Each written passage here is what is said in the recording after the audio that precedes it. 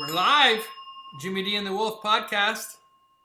Oh. And today we have special guest, FFej, who's going to tell us about his archive project. This should be episode 71 if my count is right. So we've been doing this 70 episodes up to now, and now we are to the level where we can have FFej on as a not just a commentary guest, but as a featured guest. So you and I have known each other a long time, and we talk a lot about different things. And we do, yes.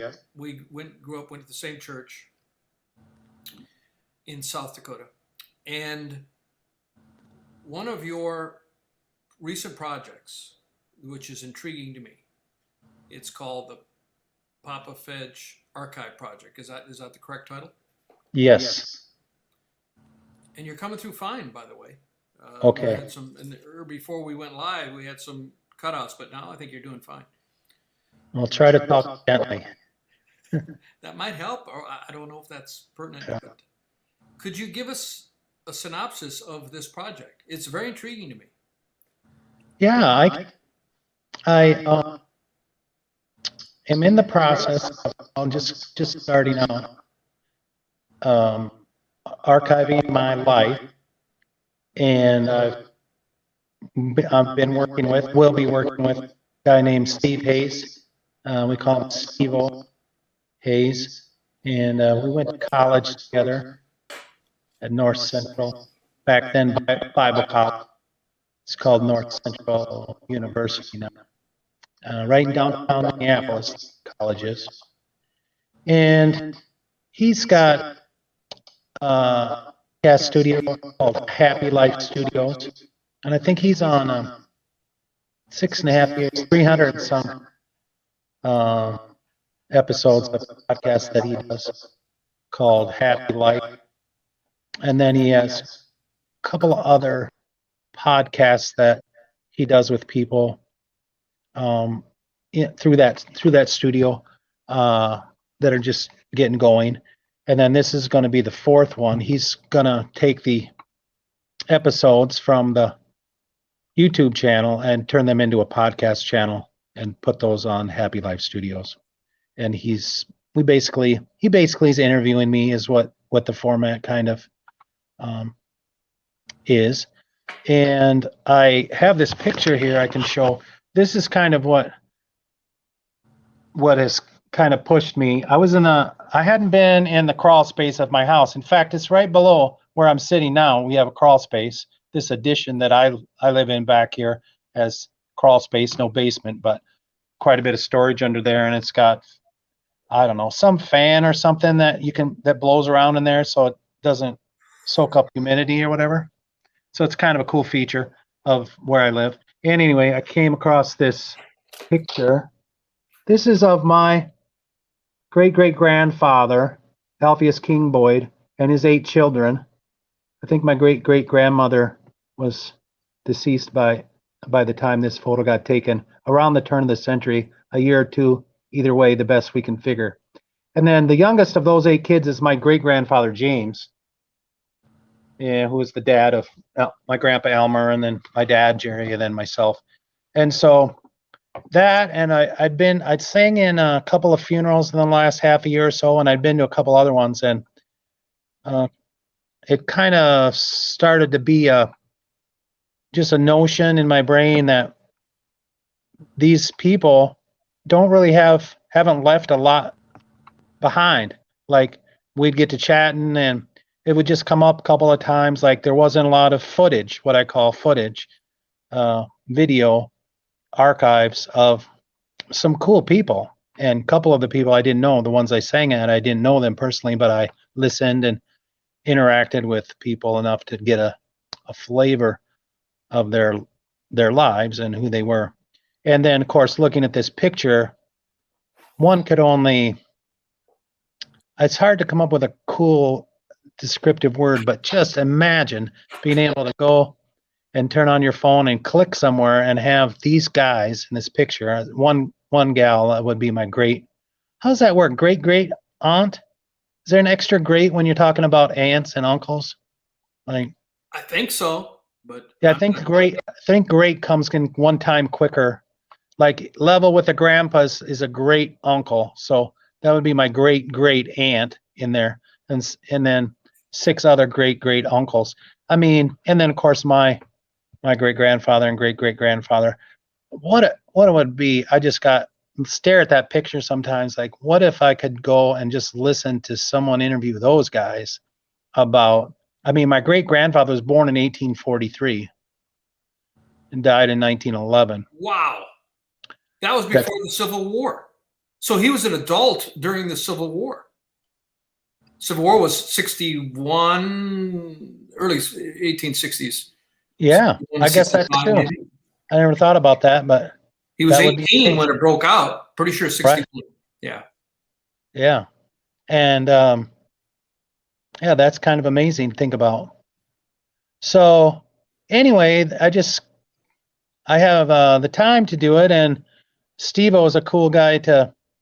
He's kind of got all the technical, and he does that kind of stuff anyway. He sits down with people and podcasts and interacts and whatnot.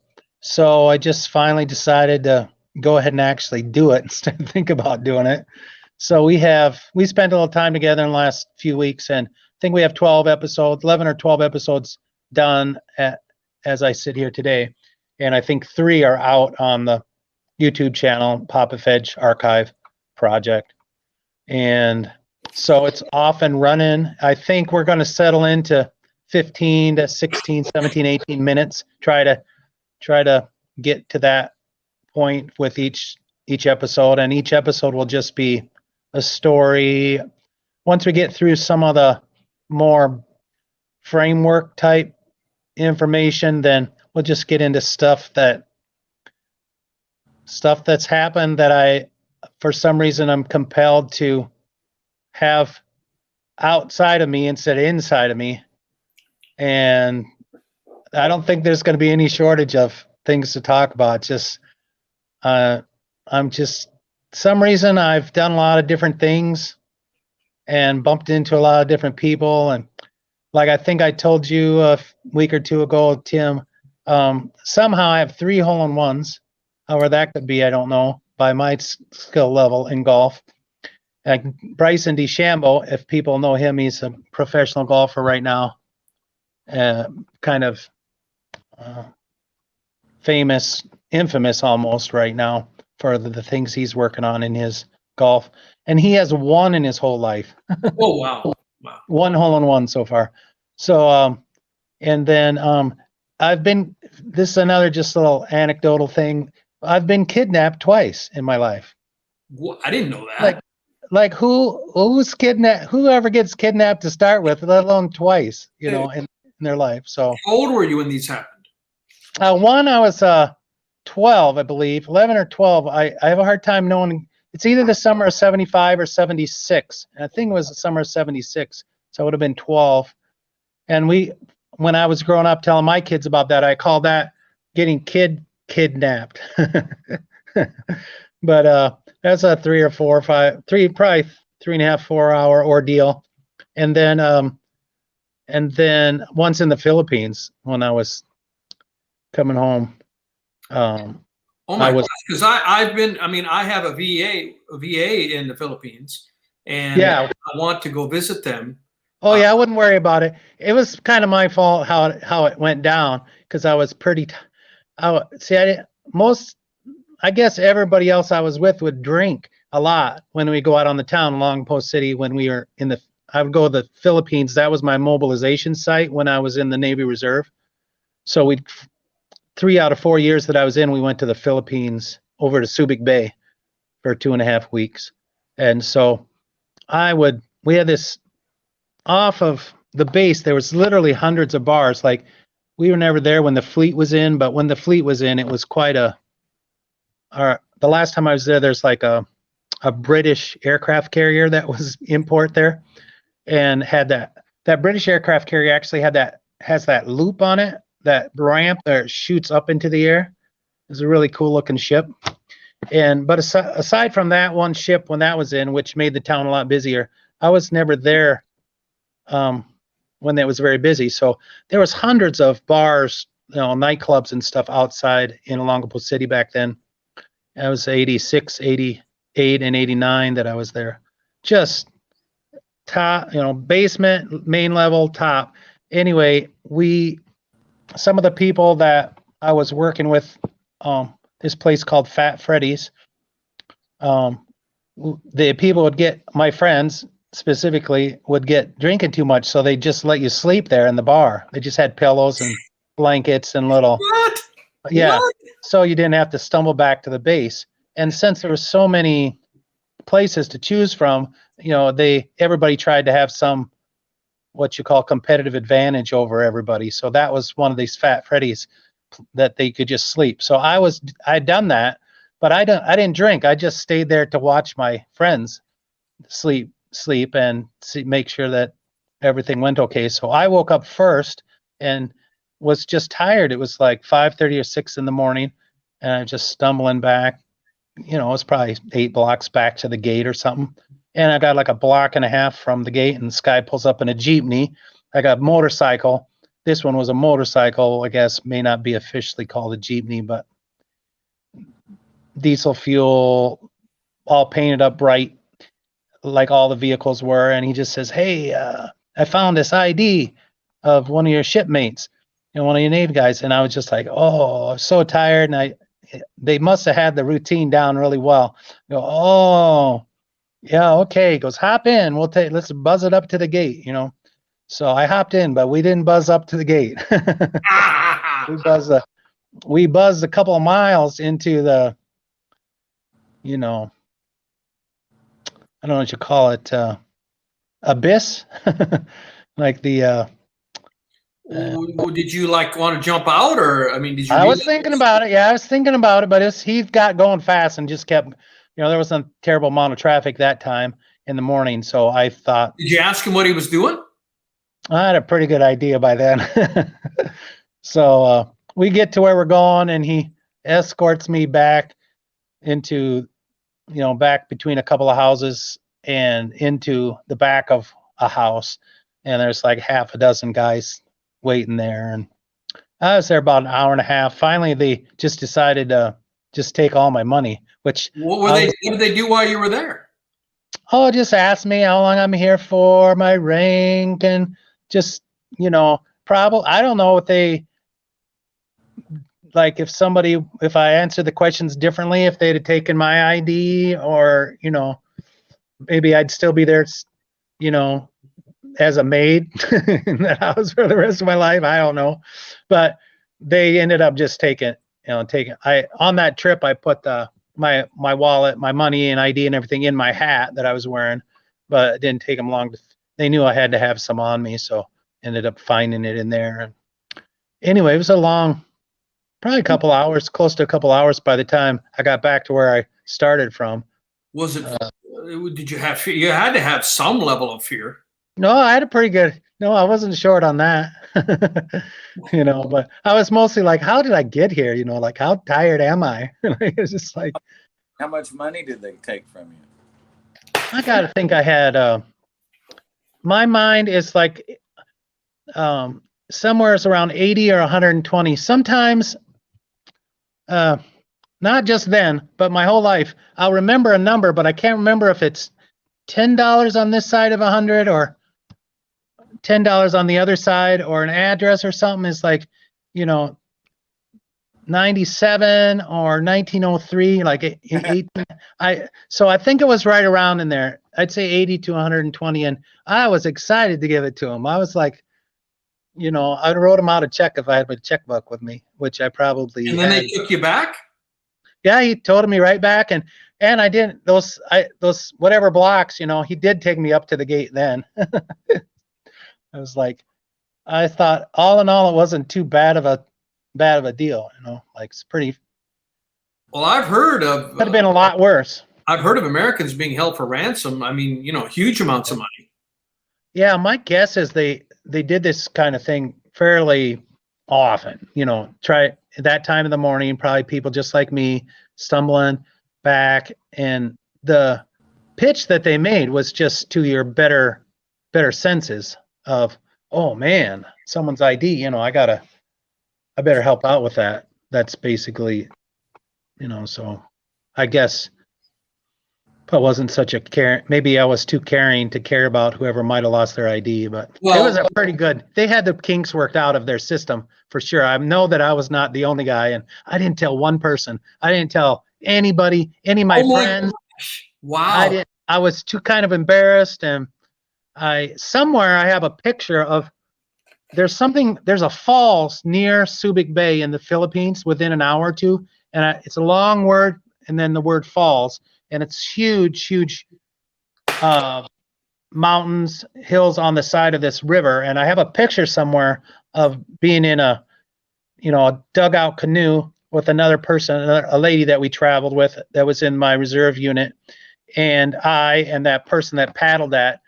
Somewhere I have that, and that's the day that happened.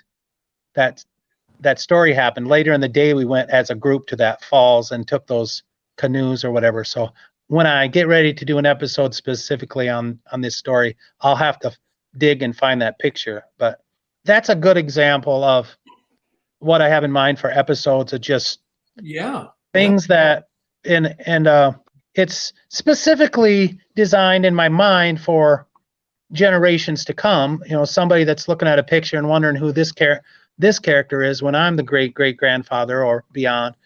I was saying on in the episodes that my grandson have a picture of him pointing at Alpheus King Boyd, so that's 4 greats. That's he's as he grows up, I'll be explaining to him that guy is your great great great great grandfather. So anyway, that's what the project is about. And interestingly, I kind of went why I'm doing it public is kind of just to keep my own self feet to the fire. Like there'll be a handful of people that go, "Hey, Fej, it's been 3 weeks since we saw an episode," like that. A few people, and then one thing that might be interesting is like people I met in one sector or juncture, whatever crossroads of my life, they could know about other like people from the that knew me in the Navy will be able to learn about things that happened to me when I was a kid or in high school or now later on in life before or after they met me.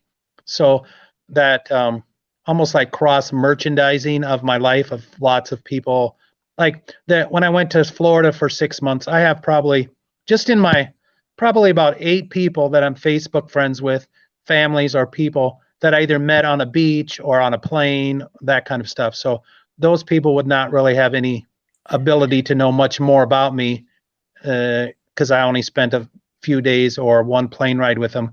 But this way they'll be able to maybe, if they're interested enough to fill in, have some more, data or whatever. Well, could you give us a half-page to three-quarter page synopsis of your life so far? The pertinent Yeah. things. They probably, Yeah.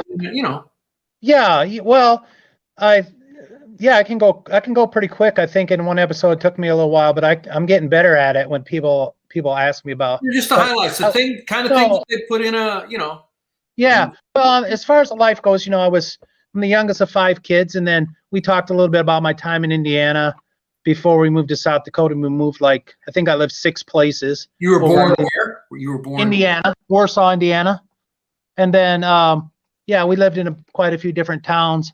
It's kind of weird. I can't tell if my head's crooked or my one ear is lower than the other, so my glasses are probably just like doing whatever they're going like, hey, don't blame me, Anyway, they chicken farmer. Your dad was a chicken farmer. Yeah, well, he worked at DeKalb and stuff like that, and so all of my kind of Indiana memories are pretty good. I liked all the little towns, and I can remember back to when I was 3. So I'll definitely have a few stories about when I was real young. But then we moved to South Dakota in '72, and I stayed there. We stayed there till we graduated. I graduated in '83, and then went on to Minneapolis for a year.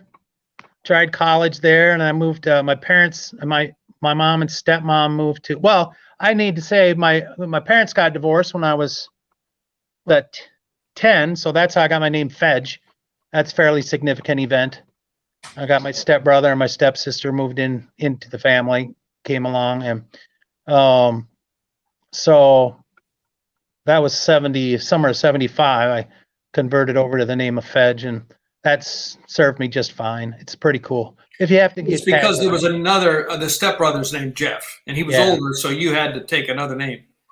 Well, yeah, that's what they told me. So it's kind of funny. He goes by JJ now, so we don't even have Jeff. Just gets it's dormant, you know. So they could have probably done that, but so that's how I kind of picked up that name. My mom and stepdad moved from Huron, South Dakota, back to Sioux Falls my first year at college. So summer of '84, I moved to Sioux Falls, and from '84 to '89, I joined the Navy Reserve. I was in the reserves during that time. I went to boot camp in '85, and I started and stopped college 3 times. Went to National College of Business, and then SDSU. I started and stopped and started and stopped, and so 89. Yeah, it would be '89 May. I decided to go active duty in the military, in the Navy, and then Wow, so well, you were an older compared to most of your compatriots that were starting. yeah, in fact, most of those officers that were coming out of college, those ensigns, lieutenants, lieutenant junior grades, and lieutenants, I was about their same age. I was pretty good friends with a lot of them, as close of friends as you could be, you know. So, yeah, so I was a little bit later, but one good thing is I got to make a little move up in ranks a little bit in the reserve. So I was, you know, I was a petty officer by the time I got to the boat, to the von Steuben, it's called. And what kind of boat was that?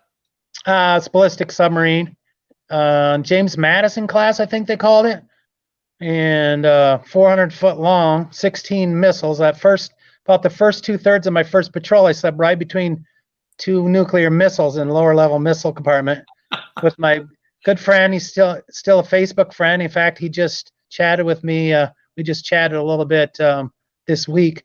Lance Ratliff, he's right below me, and he found a way to spend, I think, 6 or 8, but all of his patrols he spent down there. Somehow he pulled that off because he just liked it down there, and you had to travel a ways go to the head, you know, take a shower, go to the bathroom, but it was pretty cool down there. And then something happened. I got moved up to regular berthing somewhere. Something happened. Somebody else got kind of in trouble. They kicked him down there and brought me up, I guess. But it's kind of an interesting thing. At your head and your feet are a couple of missiles that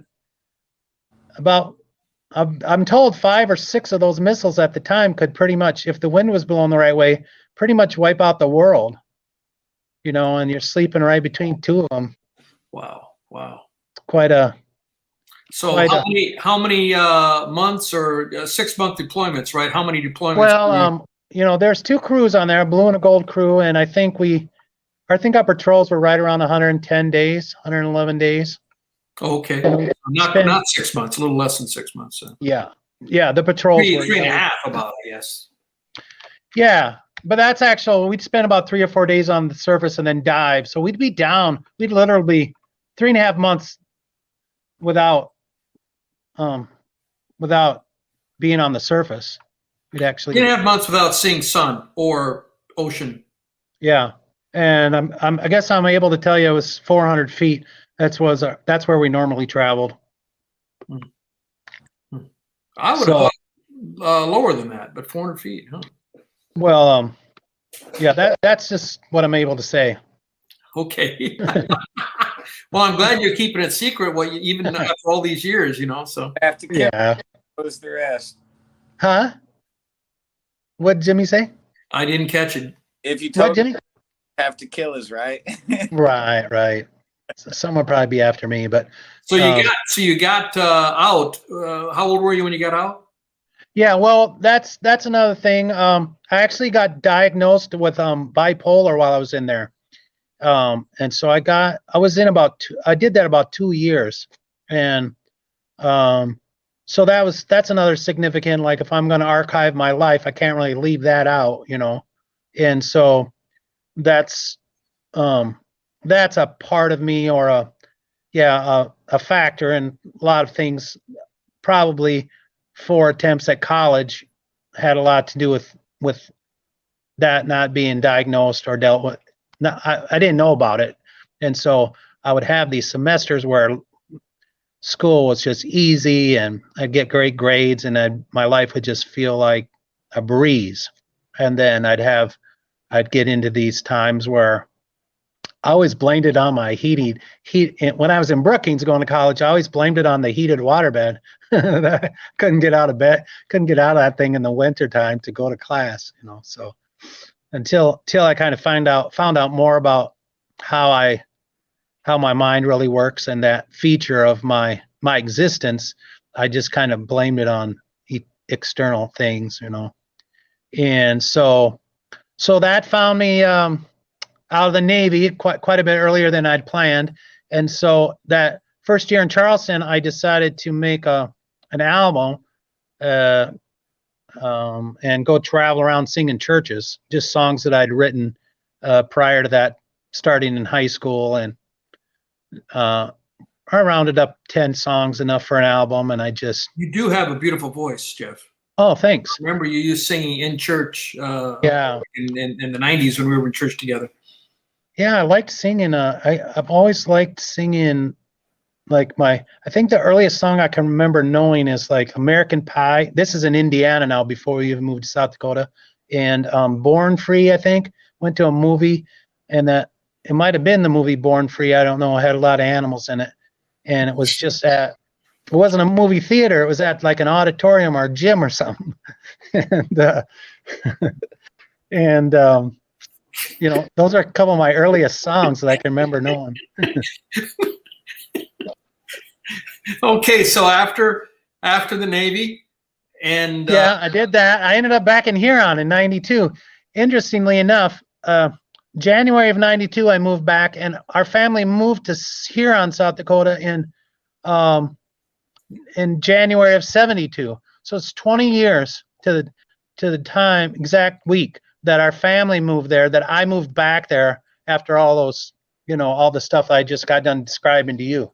And mostly just my grandpa lived there. My brother and grandpa lived in the house that we grew up in, across from the courthouse there. You would know that, Tim, on Nebraska, 366 Nebraska, or anybody that's watching this that might be from there. So that was kind of cool. So I just was up there and actually stayed a few months, about 3 months, before I found an apartment in my brother Jim's old room.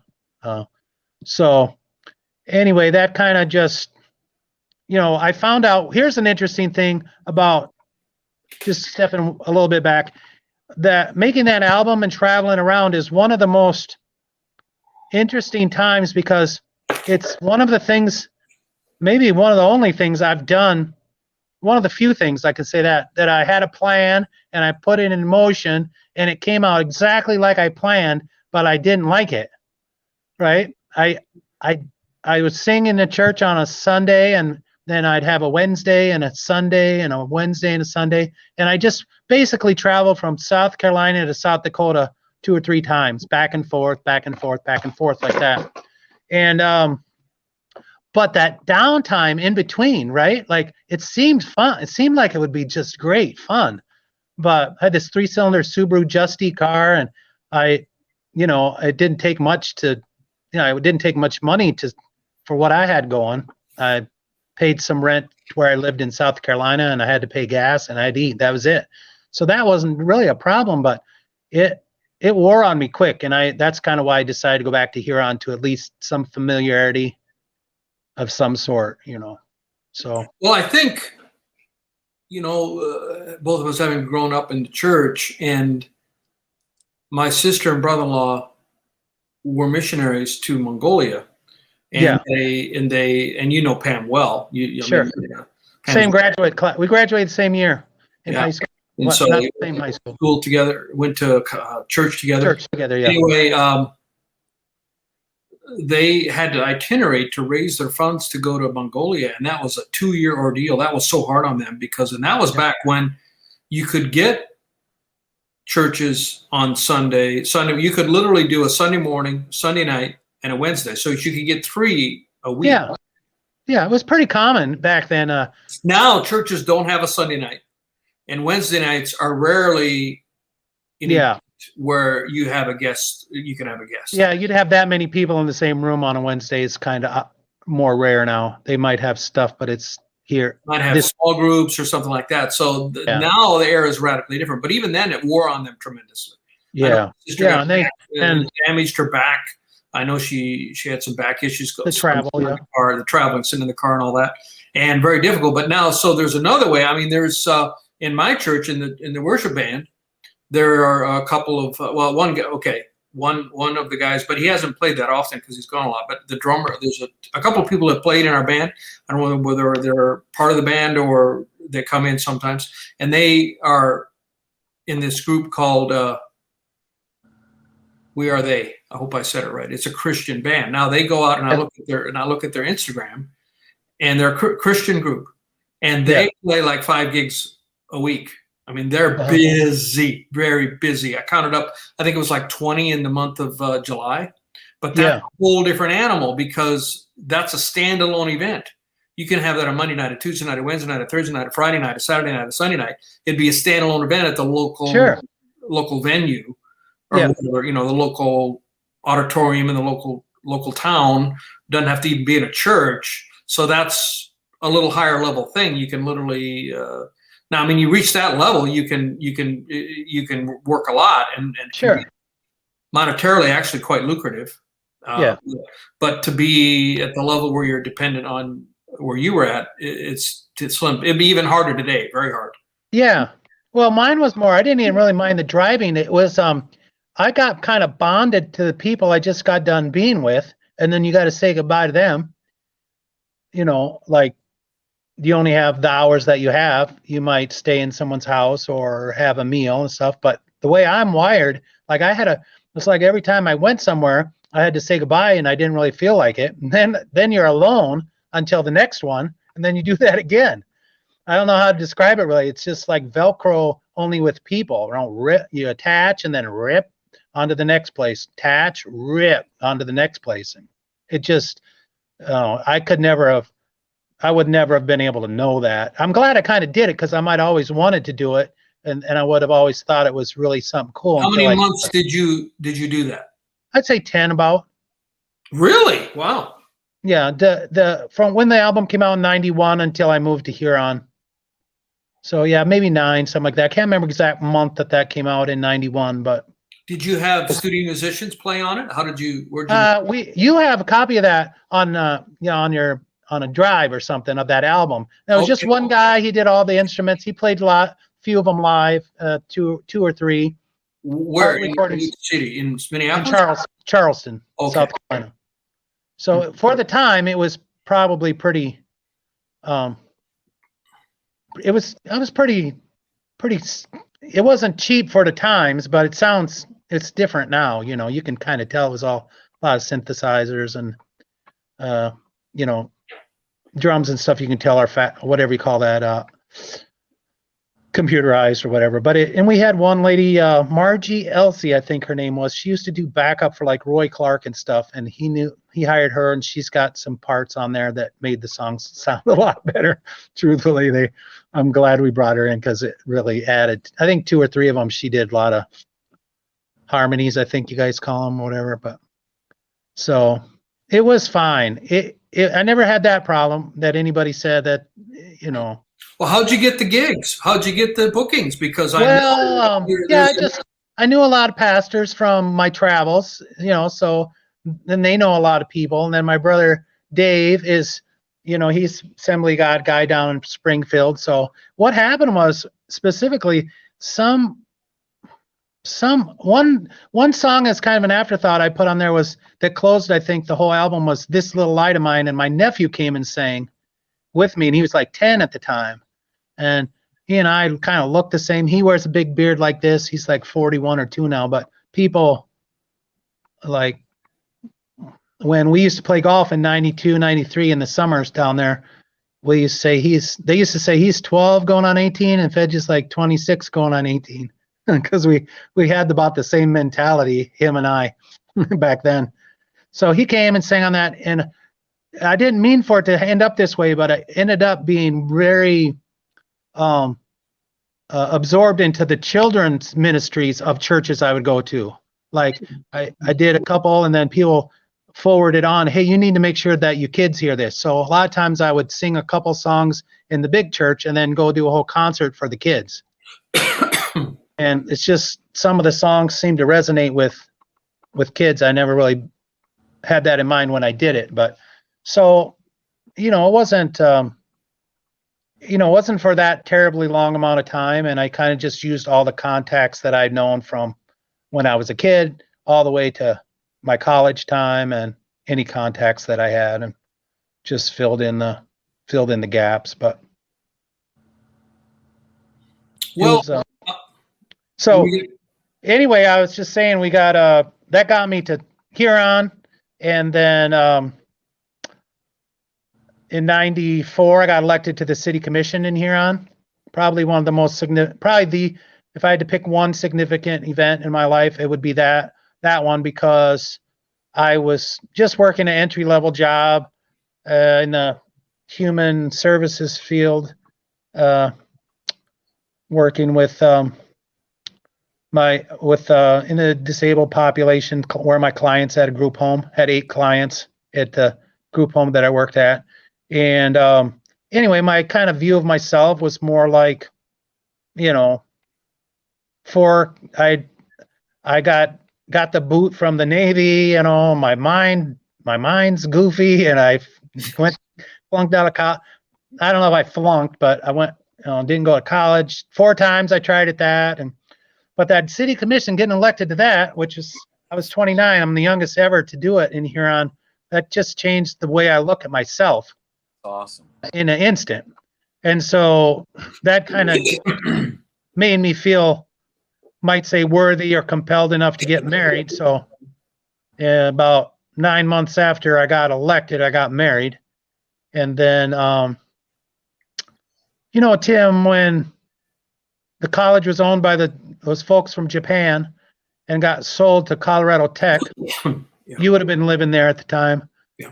So they offered half price tuition to anybody that was related to college graduate, and my wife at the time was a college graduate. So I came home one time late in the summer of '97 to find out I was being asked, mandatedly asked to go back to college. So to get your undergraduate. Yeah, my wife at the time said, you just got to go back and get it done. So I did that. Graduated with an HRM degree. When I rounded up all my credits from all those college, I was a junior by 1 credit. And I had this bowling archery class from SDSU that I had to really work hard to get credit for. And then later on, as a junior or a senior, I took PE again, and wouldn't you know, the PE class was bowling. So on my transcripts, because the college closed down, they're actually somewhere on the campus in Aberdeen, where I live now at Northern, is where all the archives of that college, Huron University, all 100 some years, are stored somewhere on the campuses up at Northern here. Somewhere in there, I have a transcript with 2 bowling credits on there.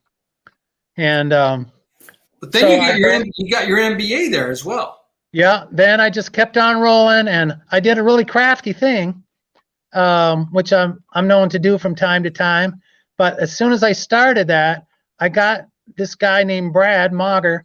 He was like the interim head man in charge of the whole campus, right? And in the end, after a few months, he just went to being an instructor, like a professor. But they sent him ahead to kind of do a lot of footwork and stuff. So he's the one that I sat down with, and made me a junior by 1 credit. And then I said, hey, that legacy scholarship, that'd be good for getting my master's degree too, if I ever just kept on growing? And he says, well, let's make it good. He goes, I basically said, I don't have that much authority usually, so let me spend some of it while I got it. So we type up this letter, he puts it in my file, he takes a copy, I take a copy home. And then when I do graduate, I do decide to go ahead and try to get my MBA, which I did. And the guy that had that position that he was temporarily filling could not believe. He said, well, that legacy, that's not made for master's studies, And I go, well, yeah, I think I know what you mean, but it's made for me, I said. It's made for me. I love that. Yeah, and so I started that, and about 3 or 4 months later, they made the legacy scholarship for all master students. They realized, half tuition of 20 or 30 students is better than full tuition of, 6 or something, because it was pretty expensive. It was expensive being half price. So anyway, that helped out a lot on getting my master's degree, and the check we wrote out later, 2 or 3 or 4 years later, to pay off all the student loans was way lower because of that little move, And so that happened. I served my 5-year term on the city commission. My oldest daughter was 4.5 when I got married, and then next daughter Joanna was born in '96 in April, and then Tosh in August of 2000. So we have those 3 kids. Tosh, I guess will be 21 coming up this summer, and then lived there until 2001, where we moved to Rochester area over Eota, Minnesota. I was the general manager for Culver's for a while, and then HR manager for people who don't know that. Would you describe what a Culver's is? I might be a little bit biased, but it's a really tasty place to eat. That's kind of upper medium priced, and you order and go sit down, and they bring it to you. So it's like a hybrid of, it's a hybrid of McDonald's and Perkins. Although I think it when I started working there, that was 20 years ago, it leaned a little closer to McDonald's, and now I think they've kind of Perkinized it. The dining rooms are a lot more intimate, in smaller, intimate seating areas with walls and things like that. And they work hard to keep their prices the best they can, but it's not the very cheapest place to eat, but it's cool. And they're known for their custard, not ice cream, but custard. That's what that means is it has to have 10% or more of butter fat to be called frozen custard. So the vanilla actually has more than the chocolate, but they both have over 10%, so they're able to call it frozen custard. It's pretty tasty, and it is popular. And Culver's is it's in Florida now and stuff. When I lived down there, Are there Culver's in Indiana, Jimmy? Oh yeah. Oh, okay. It's really creeping quite a bit. I don't know the number they're up to, but they're really rolling. So good stuff. So I worked there, and then I had a couple other jobs, HR jobs. I kind of segued over to HR jobs. And then in 2013, we moved over to South Dakota, to Aberdeen. A couple other, the oldest 2 kids stayed. And then a significant event, 2018, marriage is the year I got divorced. So that's a pretty significant event for someone like me. And I've been kind of a nomad since then, just doing different things, traveling around a little bit. And right now I split my time between Rochester and Aberdeen here, and just bought a house this spring there. And so I just do whatever it is I do. I'm still I was pretty big surprise. So I'm still trying to get my sea legs back to singlehood again. But I was 30 when I got married, so I had a lot of good single years. It's just trying to get reacquainted with the concept, I guess. And like everything, there's good parts of it as well. So. Well, how would you summarize? I mean, the whole concept of archiving. Yeah. How would you summarize that? What would you think? Do you think that other people should do this? And and then also talk about. I mean, just talk more about that as a general thing for other people that their interest might be piqued with that idea of doing. Well, that's the 2 things. One, I said earlier, one of the reasons I got a channel, what I think everybody calls YouTube channel, is to keep me on the project, because I have I like to say I have 30 more years, like for some reason I got this feeling that I'm going to be here until till I'm in the 80s, right? I don't know why that is, but I like to say that doesn't sound greedy or fatalistic, either one, right? Like it's like to say I'm going to live to the 80s, like that's not like saying, hey, you don't deserve that much time. Lots of people die earlier. And it doesn't sound like I'm saying like I'm going to keel over tomorrow. So I don't feel a compulsion to, get my whole life out there in the next 6 months, right? Like I could take 15 or 20 years and just, as stories come and the time comes when Steve-O's available and stuff, and have a really cool product and a literal archive of my life of virtually anything that happened to me that I really want to have in hard copy, so to speak, footage of it. I can do that, and I can go at a snail's pace and still accomplish that, right? Like the tortoise kind of thing. But one thing we ran into really quickly is this idea. When I talked to Steve-O about it, he goes, man, that's a great idea. Like he almost has adopted the idea more than me, in the sense that he thinks we really should push the concept that other people should consider doing this, right? Sitting down with someone or sitting down with themselves. But the technology is there that, the last funeral I was at, the gentleman was 86 and just one of the coolest guys you'd ever want to meet, he, just a salt of the earth gem of a guy. But, I don't think there's anything like one episode I could go and listen to that has him telling about what it was like when he was 3 or 7, 10, 25, whatever went on in his life. And the thing is that I feel like I'm universally adequate, or like the things in my life are just universally common to everybody, and yet they're absolutely unique unto myself all at the same time. And so that's what I would say to anybody. The reason I would try to convince someone to archive their life is because that's the only one there is of it. Who else is going to tell your stories? Incredible. That's wisdom right there, buddy. Yeah.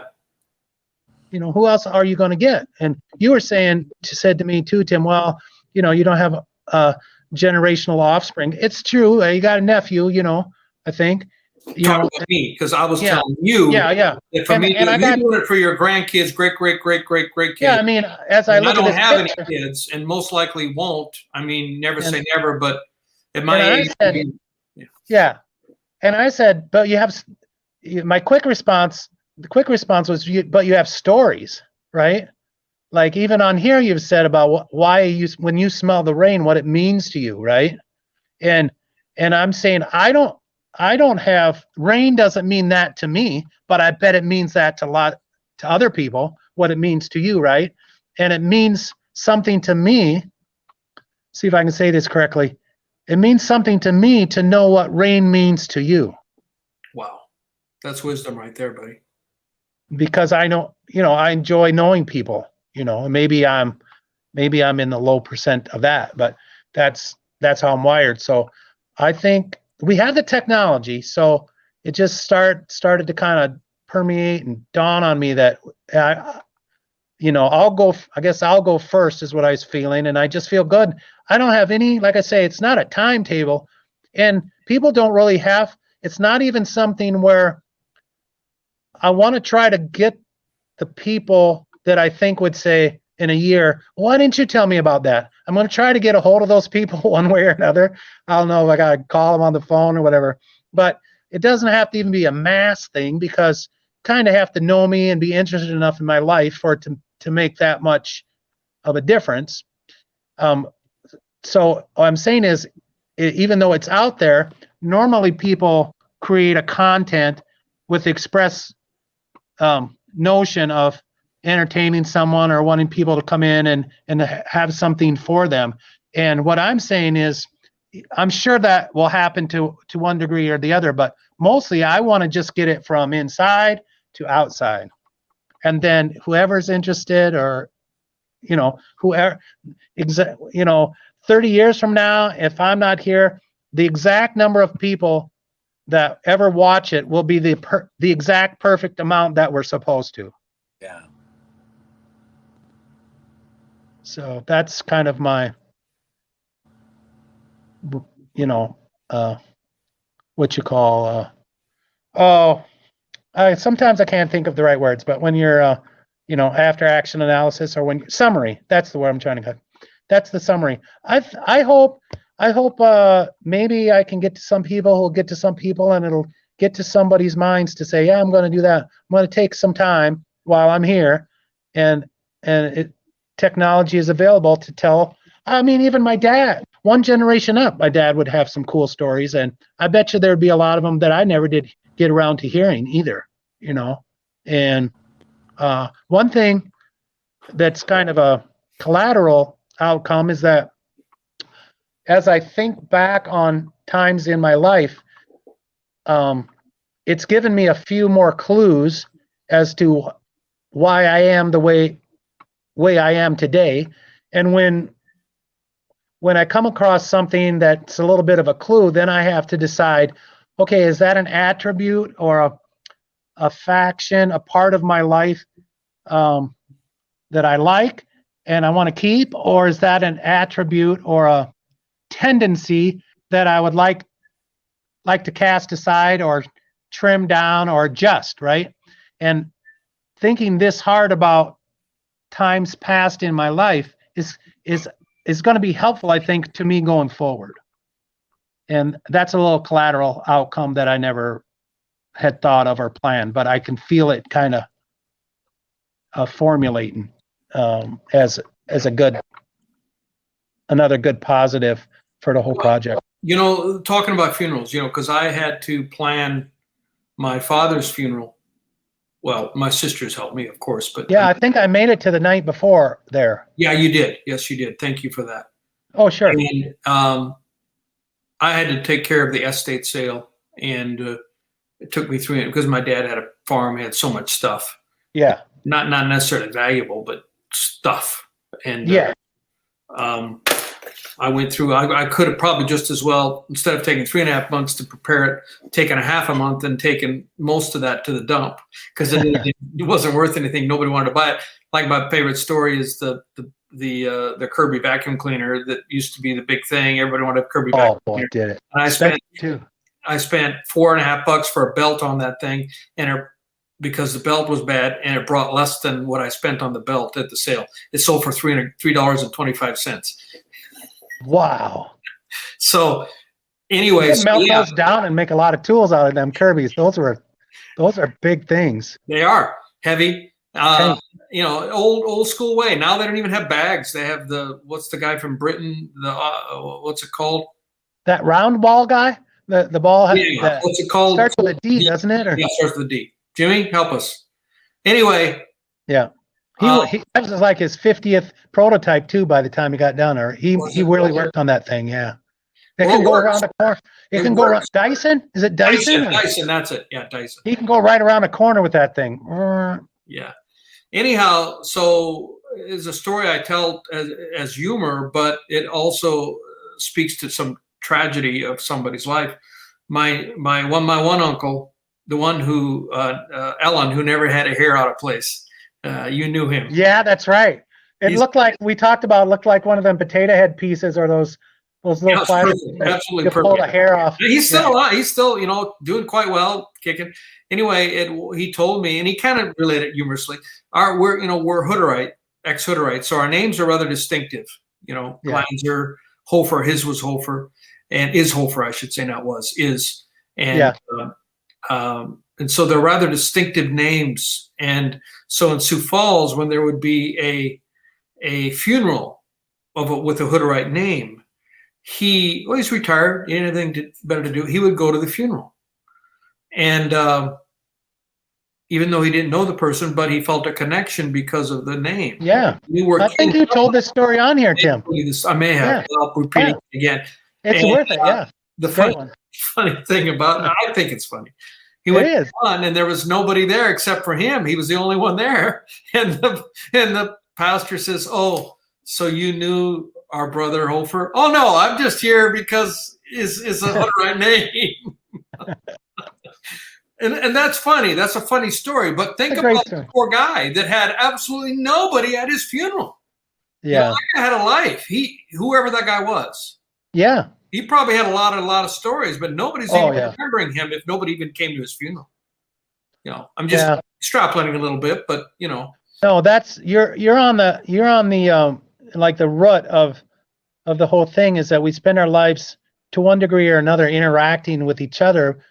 And so, I mean, I can't even, some of the things that, I have for upcoming episodes and stuff, as I relive it, like I can't believe, I mean, I can believe it because I was there, but I mean, they're unique, and they're not normal things that have happened. And so almost all of them I did with other people, right? So I think bringing the stories to life will have a decent kind of cool effect of them getting to relive it. They might, maybe things I'll tell stories and I'll be able to say, and I have one already recorded about my 5th grade teacher, Mrs. Tollefson, and I tried my best once I was back in Huron in those years, and the city commission years, I ran into a lot of old teachers on different boards and stuff.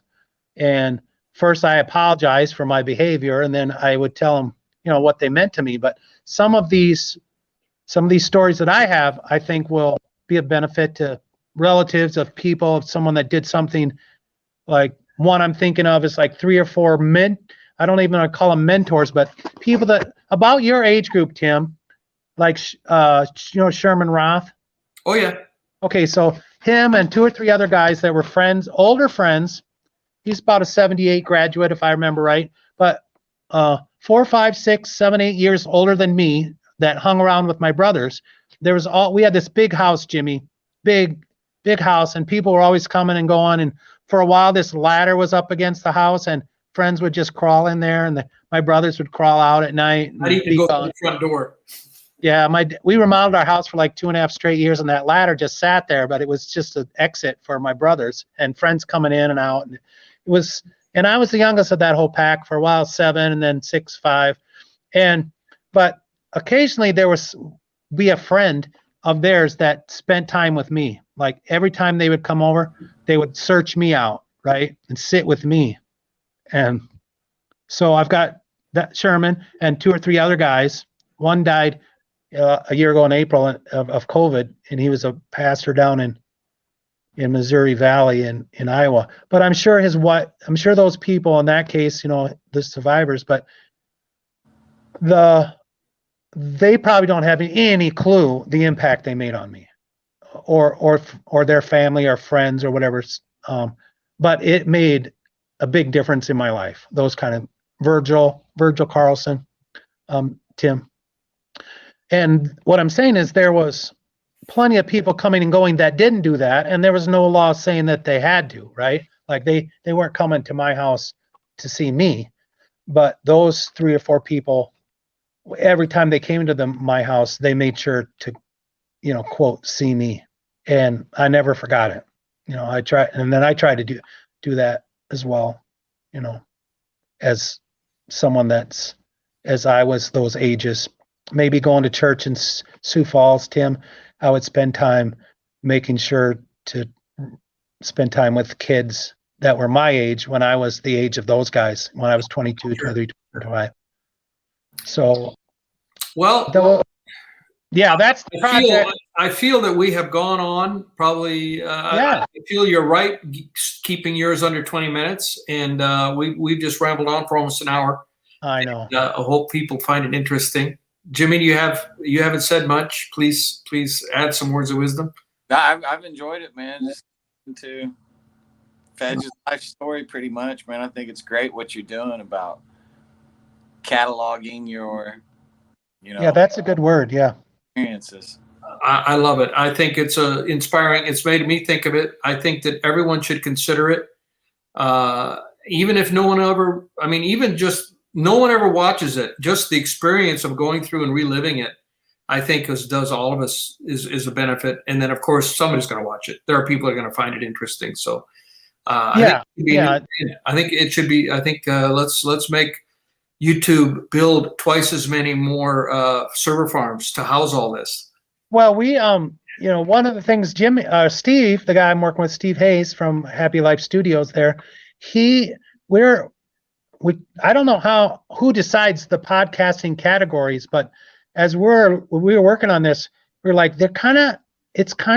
we're gonna make, I don't know if we can even, maybe the trick will be finding out who you would even lobby to, but it should be a category of its own. They've got those spiritualities and what all entertainment and this and that. And I'm thinking, like, wouldn't it be cool 10 years from now that it's just it's an archiving podcast? Absolutely. Yeah. That we should end with that. That should be the hopefully that happens, Fej, and will have started a movement. You will be the start of it. And kudos to you, man, for starting it off. And I hope it does turn on to something like that. Well, I'm mostly just, I don't know if I say proud, but I like it when I think about something and then I actually get around to doing it, Well, right is the right word. So yeah. Hey, I appreciate you guys. I appreciate you. Thanks for having me on, Jimmy. I gotta meet you sometime. Yeah, absolutely. And, are you guys getting close to going to somewhere, Scandinavia? In a month, we're going to Ukraine. Ukraine. Okay. All right. All right. Bye. See you next time. Thank you.